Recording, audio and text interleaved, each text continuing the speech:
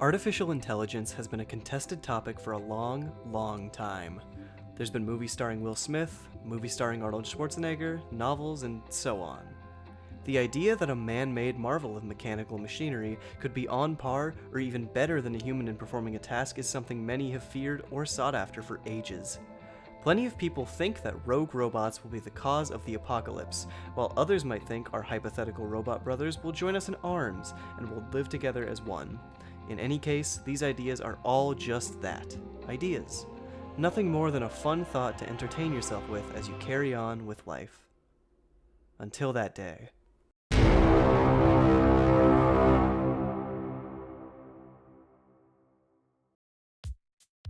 Around this time, I was in high school, junior year, and I was hanging out with my friends.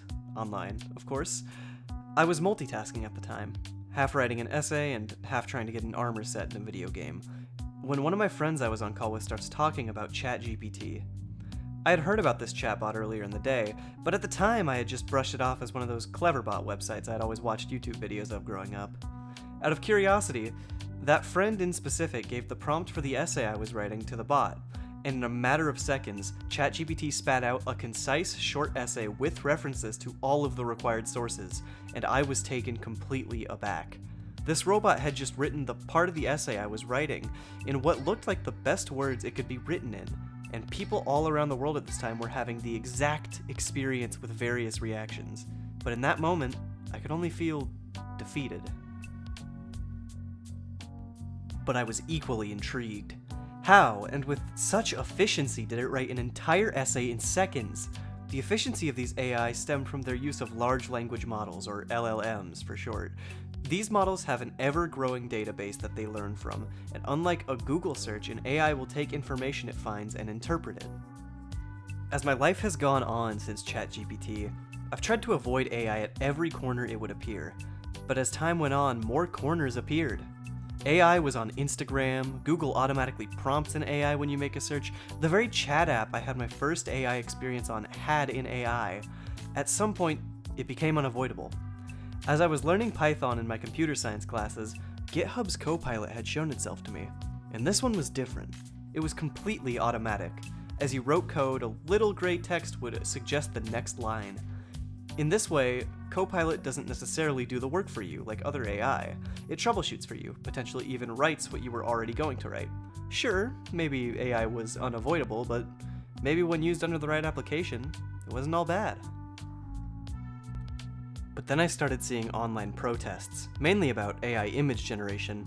In fact, from the very early days of Chatgpt, I had heard tell of the energy intake, and as I was pondering what kind of question I would ask myself for an argumentative essay, I decided I would finally do some research into just how much power this new technology took to run.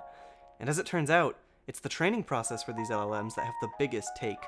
Data shows that training GPT-3 caused 626,000 pounds of carbon emissions, which is the equivalent to 300 round-trip flights from San Francisco to New York City, or the average lifetime of 5 American cars. Additional data shows that GPT-4 took 48 times that amount. So training an AI takes enough energy to produce that ridiculous amount of carbon, but it's fine after the training, right? Sadly, no. According to the data from the Energy Information Administration, a single Chatgpt prompt takes 10 times the power of a Google search, and in 2019, data showed that Google used as much power as the country of Sri Lanka annually. This would mean that if everyone started using Chatgpt to find their answers instead of Google, it would consume the power of 10 Sri Lankas every year. But then I think back to earlier. All of those AI models I saw, what was their total emissions from training? The generative AI that shows up every time you make a Google search is called Gemini, and studies show that Google's total emissions have risen by 48% since 2019, or around the time of Gemini's creation. Given all of this information, it's only safe to assume that every one of these admittedly useless AIs I've come across have contributed just as much carbon to the environment. If we take a look at AI's history, GPT-2 had around 1.5 billion parameters. GPT-3 had 175 billion parameters, and GPT-4 has 1.8 trillion. A roughly 10 times increase. So what would GPT-5's output be?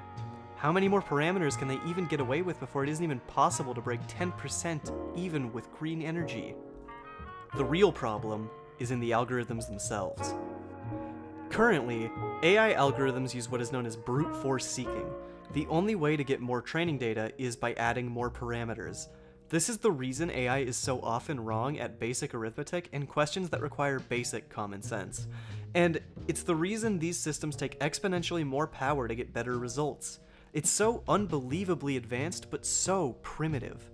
AI can only be sustainable when the algorithms that build a model don't rely on the AI getting larger in this way, and who knows if that's even possible. AI is inevitable. It has the potential to be helpful one day, but as it stands, it can only really be used for menial entertainment and harm. The energy intake and carbon output from training a singular modern model is far too much to be worth the convenience of the often inaccurate information these models can skim.